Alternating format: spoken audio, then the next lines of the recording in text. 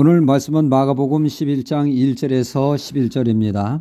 구약 성경은 모세 오경으로부터 시작을 해서 역사서, 시가서, 선지서 순으로 기록되어 있죠.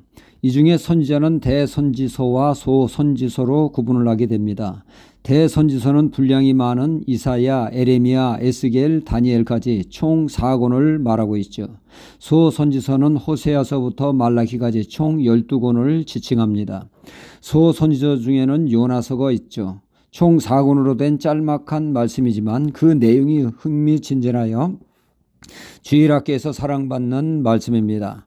하나님의 말씀이지만 인간적인 냄새가 물씬 풍기는 드라마틱한 말씀입니다. 요나라고 하는 선지자가 있습니다. 그는 하나님께로부터 어느 날 말씀을 받게 되죠.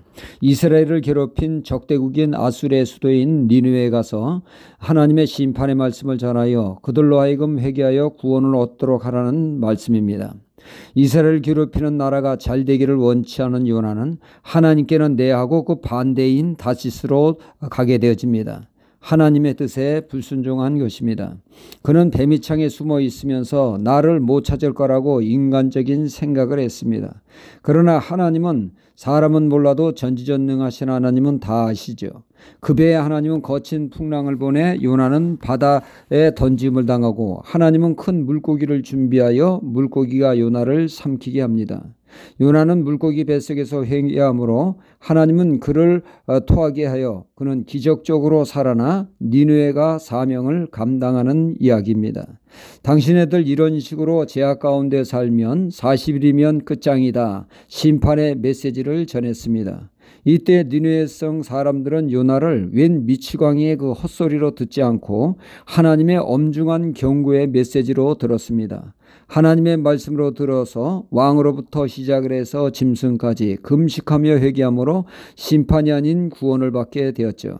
한편 요나는 회개를 촉구하는 메시지는 전했으나 내심 니느웨가 심판받아 멸망하기를 바랬습니다.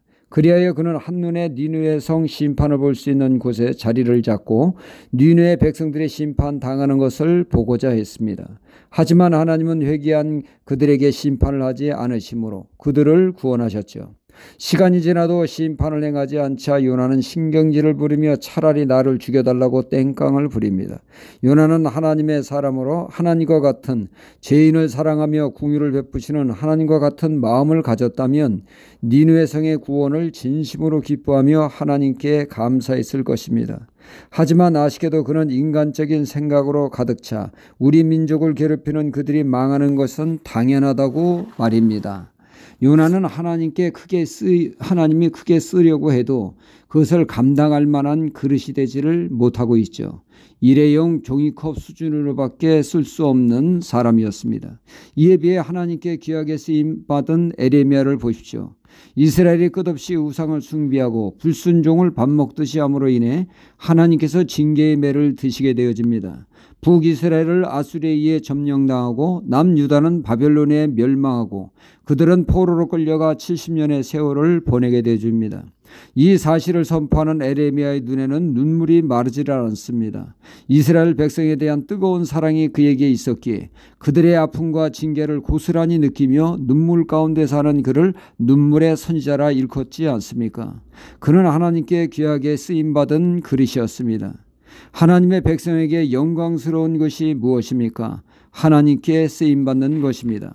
디모데후서 2장 20절에서 21절에 큰 집에는 금과 은의 그릇이 있을 뿐 아니요 나무와 질그릇도 있어 귀히 쓰는 것도 있고 천히 쓰는 것도 있나니 그러므로 누구든지 이런 것에서 자기를 깨끗하게 하면 귀히 쓰는 그릇이 되어 거룩하고 주인의 쓰심에 합당하여 모든 선한 일에 예비함이 됨이라 말씀하고 있습니다.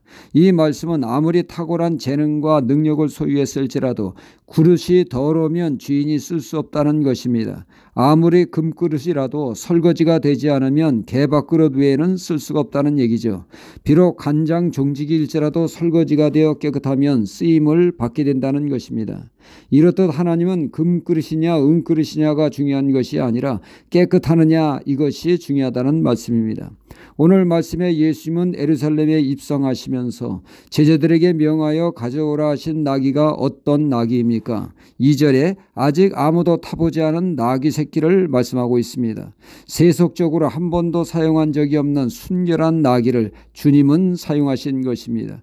세상에 때묻지 않은 나귀를 말입니다. 우리 또한 세속에 물든 삶이 아니라 순결한 정결한 삶을 통하여 주님께 쓰임받는 삶이 되어 주님을 영화롭게 하는 우리가 되어야겠습니다.